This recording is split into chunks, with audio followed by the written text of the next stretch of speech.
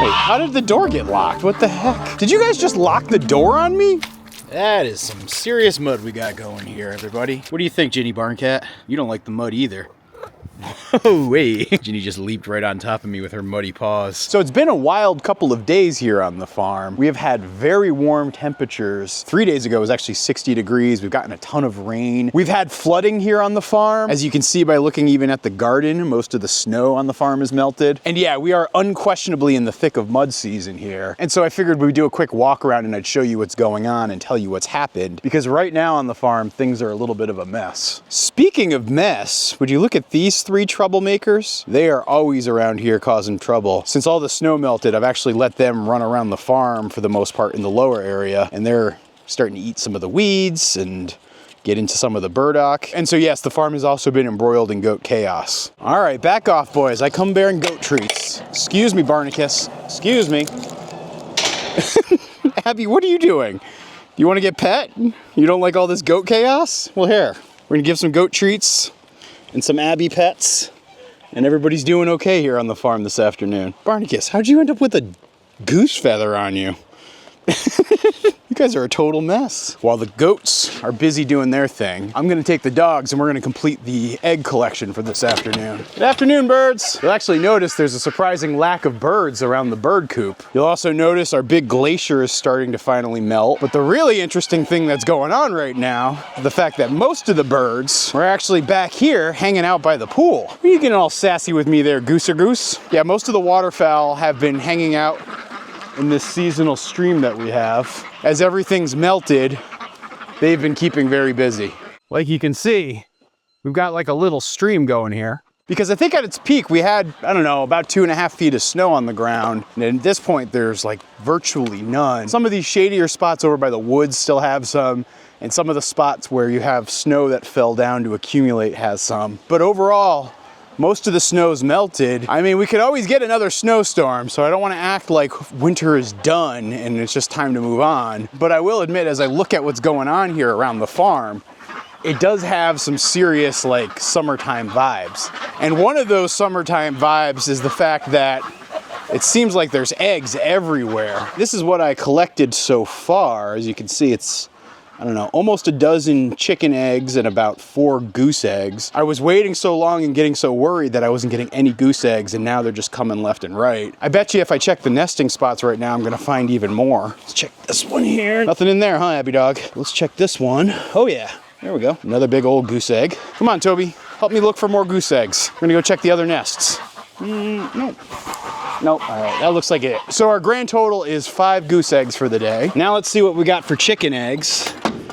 Oh yeah. 6, 7, 8, 9, 10, 11, 12. All right, so it looks like I got 12 chicken eggs. You can see this chicken egg is kind of dirty and gross. This one's clean. That's because I need to build new rollaway nesting boxes for my chicken coop. And what I want is them to all come out looking pretty much like this. Like, you know, this is almost perfect. This one, not so much. If I build new rollaway nesting boxes, the eggs should roll away before the chickens can get them dirty or they can get into some poop, and it'll keep my eggs much cleaner. And so before the chicken coop gets ready to go outside for the summer months, I've got to build that. And so you'll probably see me do that project in the next couple of weeks. And that'll prevent us from having these gross and dirty eggs. The other thing I just found while I was checking for our eggs is look at this one. See this? This is what's known as a fairy egg. My guess is that one of my new chickens that I hatched out last summer, this was probably one of their first eggs, and sometimes when they do that first egg or they're just starting back to laying, they will make these tiny little eggs, and so that's what we got here. This little tiny one will probably end up as a part of Abby Dog's dinner. Isn't that right, girl? Abby is in clear goofball mode right now. Did you look at her? The chickens don't quite know what to make of it either. I also ended up collecting 3 duck eggs on the day too. To give you the size comparison, this is the goose egg, this is the duck egg, and this is the chicken egg. You can see, actually, surprisingly, this duck egg is actually not that much bigger than the chicken egg, so I'm gonna guess that this is like one of the early young duck eggs. This chicken egg is pretty much an exactly normal chicken egg, and this goose egg is a pretty normal goose egg. So that is your size comparison. And by the way, the shell on these guys is significantly harder. All right, we got more chores to do. Come along, dogs. Toby dog, Abby dog, come. Wait, why is the door locked? What happened here? Wait, how did the door get locked? What the heck? Abby dog, what happened here? Oh my gosh. Did you guys just lock the door on me? I won't believe it. Do you see that latch right there? You know, you push it in and that's what locks the door at night. So, you know, the birds can't get out and nothing can get in. But apparently the goats have figured out how to lock that door. And so they just locked us inside. Let's see if I can open this door using the tripod latch. Arnie, get out of here. Nope, I don't think so. I think I'm gonna have to hop a fence. You know, it used to be really easy just even a couple of days ago to hop this fence. Now, it's a little trickier if we don't bend the fence too much. Hey, hey, hey! Lauren, get down. Lauren, do not try to jump that fence. That is the last thing I need. If you start jumping that fence, you guys are gonna be on permanent lockdown. And I gotta let the dogs out. Come on, Toby dog, come on, Abby dog, come. I feel so bad for them. They got locked in by the goats. All right, everybody, come with me. We're going down to check on the cattle. Oh. The goats think it's time to go back into their home, which is probably not necessarily a bad thing.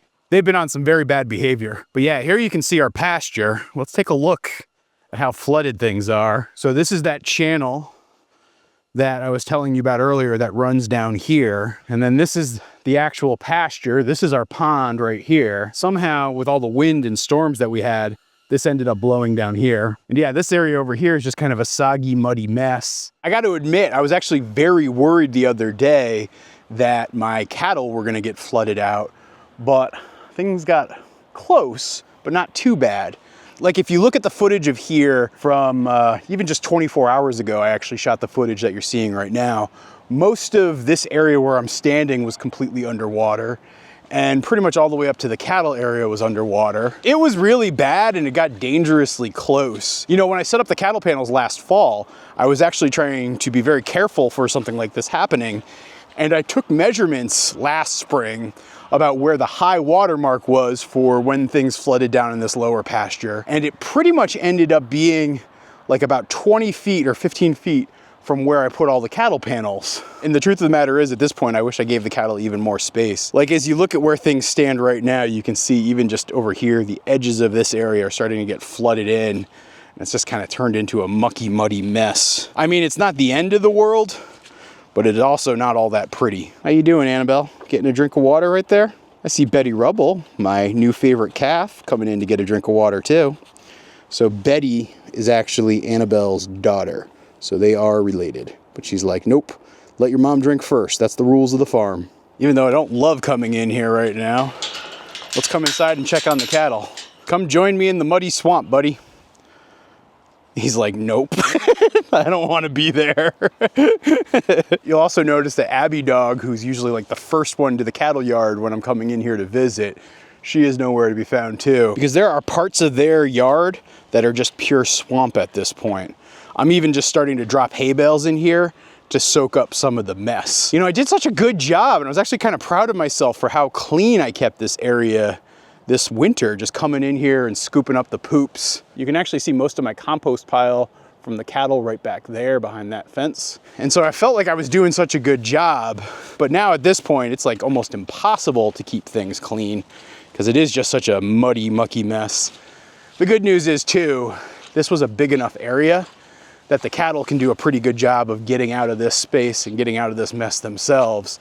And so that's what you see here, where for the most part, they're hanging out on the higher ground. That's where they're eating, that's where they're sleeping and all that good stuff, and it keeps them kind of clean. How's it going, Amelia Bedelia? You look like you've been scratching yourself on that brush. Yes, the brushes have been very popular with all of the animals. The goats and the cattle really like the brushes. Hi, baby bee, how are you?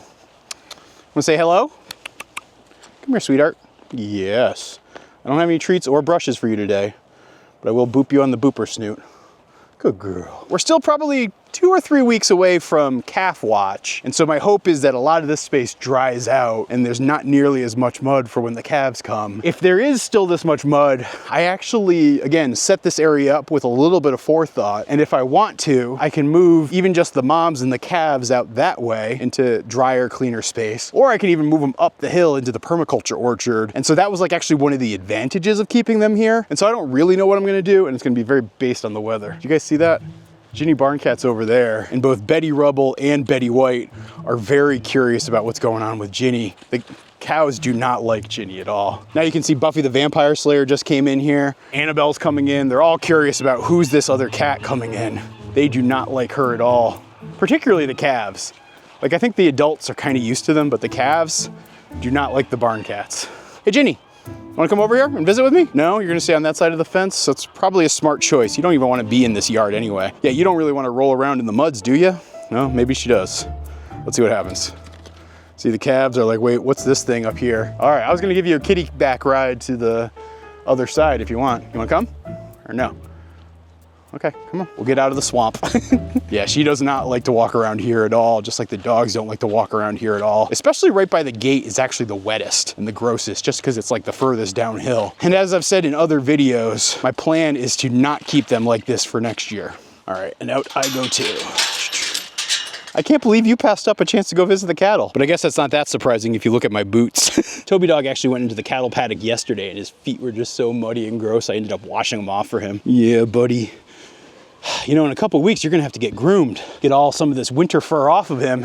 And I know I'm probably getting tricked into full spring here, but I don't know, the spring vibes are just getting really strong here on the farm. All right, let's see how our sap collection is going. This one is looking, oh wow, this bucket is almost entirely full. I'm gonna boil my sap tomorrow, so it's pretty good timing. This one, it's actually not looking too bad. It's about half full. But this one with 2 taps filled up.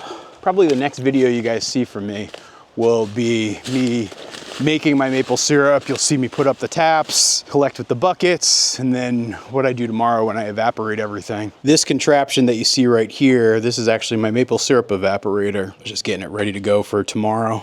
It should be a nice day of just kind of hanging out outside, tending to the fire, and actually, I will probably be editing a book. So, as you guys know, I've been working on 2 books this winter. My other book, the one that, it'll probably come out like spring of 2026. It's like kind of a story about like leaving the city and moving to the farm. That book, I'll probably actually be doing some final edits and just checks and revisions before I have to submit it to my publisher for a first draft. So, like, yeah, I got work to do still. You know, I really set my calendar of like work and projects for like the seasons. And so I try to do all of my writing work in the winter months, which I feel like actually came out pretty good this year. And it's timing out where I'm just finishing that project right as all of the stuff that I have to do outside is like coming to bear. And so, I don't know, it's gonna be time to get busy. Hey dogs, I got food for the dogs. I got food for the dogs. I just walked around here when I was just checking to see if they were ready to be fed. And the goats, like, it was like I almost caught them stealing or something. They looked so guilty when they sprinted back into their area. They're ridiculous. You know what else is ridiculous? Ginny, you are not allowed to have that dog food. Sorry, girl. Get out of there. Get out of there. Go. Go, go, go, go. Go. Both of you. Hey, hey, get out of there. Down you go. Stop respawning.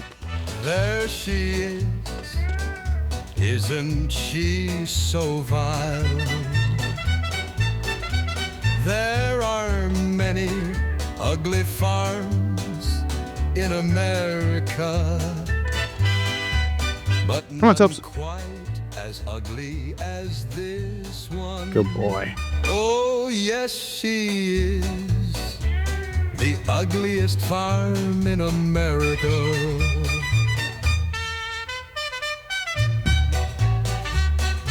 And that's why I don't do all ducks go to bed anymore. They know how to put themselves to bed.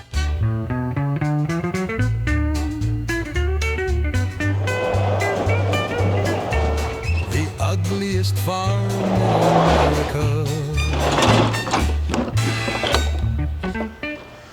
So I will admit that a part of me is feeling kind of like overwhelmed because I look around the farm right now and I'm just seeing like all sorts of work that I have to do. But at the same time, I'm like wicked excited about it too, because I feel like this middle part, like this ugly, messy part where like everything's transitioning and it's like the end of one season and the start of another, and there's a lot of things that need to be done. That right there is actually the most exciting and the most fun part, and where like the really, like, I don't know, the magic of the farm ends up happening. And so I'm very much looking forward to it. I hope you guys have enjoyed this video update. If you want, you should watch another video right here, or you can maybe check out this video right here, or maybe Ginny is gonna try to crawl up me and say goodbye to you, or maybe she won't.